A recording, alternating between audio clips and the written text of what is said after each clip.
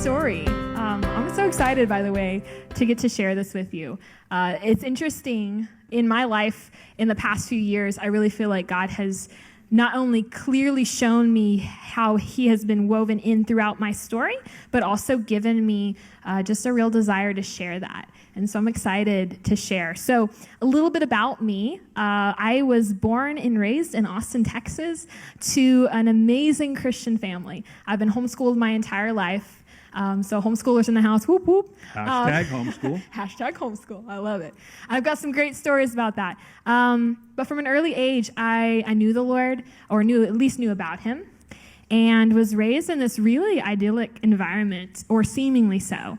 But in my childhood, my mom and my dad are amazing servants of the Lord and have always been. My dad was a pastor, missionary. My mom and my dad were both missionaries overseas in New Zealand.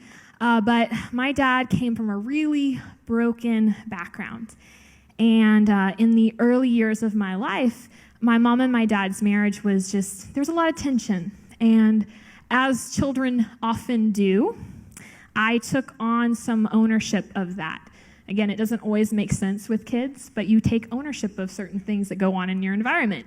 So at a very early age, I had this fracture going on in me where I thought everything seemed really good, but at the same time, I thought there was just something wrong in our home and with me. And at 6 years old, just the environment I was in, I had a little 6-year-old girl just come up to me one day. And it's so interesting how the enemy uses moments to define us. But I was 6 years old. I had just gotten glasses, which I was super excited about at the time because I was going to look just like my mom. I'm the only one in the family who has glasses. So I was like, I'm the only one. I am mom's daughter. I got this. And so I was so excited. First Sunday going to church after that, and I am beaming with pride. And I go and play, and this little 6-year-old girl, whole backstory on her, but anyway, she had a really broken past and walked up to me, and she called me Four Eyes, which was very common at the time, but she told me that I was ugly and that I was stupid. And being this fractured, broken child, I really took that on, and I made that who I was.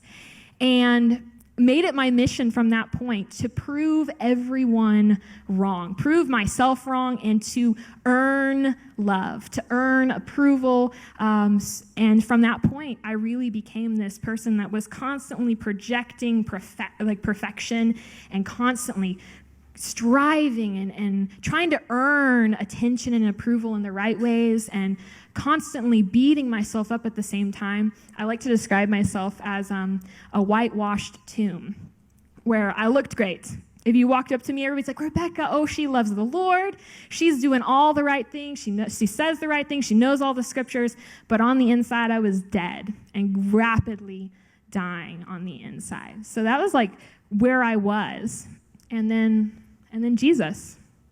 At 20 years old, I was about to get married, which, I'm so glad that did not happen at 20 years old.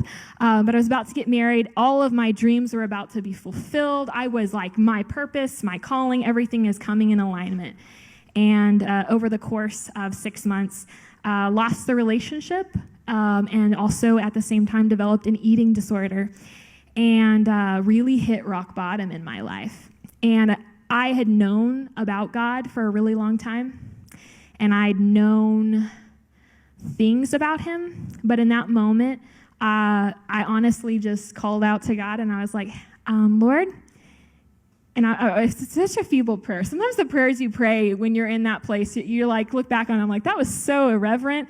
But I was like, Lord, if you can do something with me, if you can do something with this pile of ashes that I feel like right now, I'm giving myself to you. And create something out of this.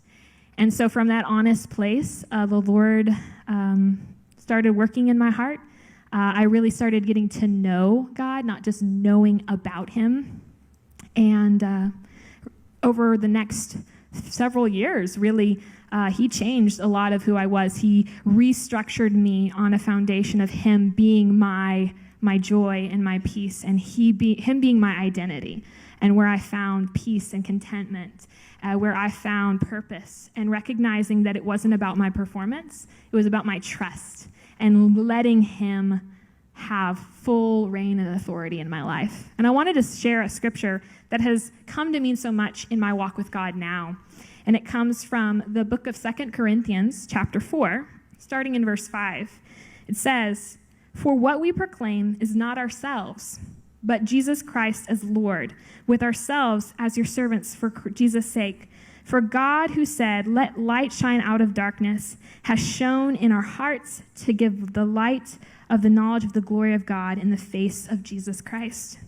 But we have this treasure in jars of clay to show that the surpassing power belongs to God and not to us. We are afflicted in every way, but not crushed. We are perplexed, but not driven to despair, persecuted, but not forsaken, struck down, but not destroyed, always carrying in the body the death of Jesus, so that the life of Jesus may also be manifested in our bodies." And so my story is really one of God taking me from this broken, wretched person who was trying to be righteous, trying to perform, trying to live up to what I thought would make me holy and right, to surrendering my life to the Lord and recognizing that he has given his power to me in weakness, that I am vulnerable, that I mess up every day, I am imperfect, and that's the goal of it is not for me to become perfection necessarily. It is to surrender my life to the Lord, recognizing it is his power at work within me that transforms me. And so that is my hope. And I can walk forward confidently now in this new life because I know that it is his power at work within me that accomplishes all of the things that my heart longs for.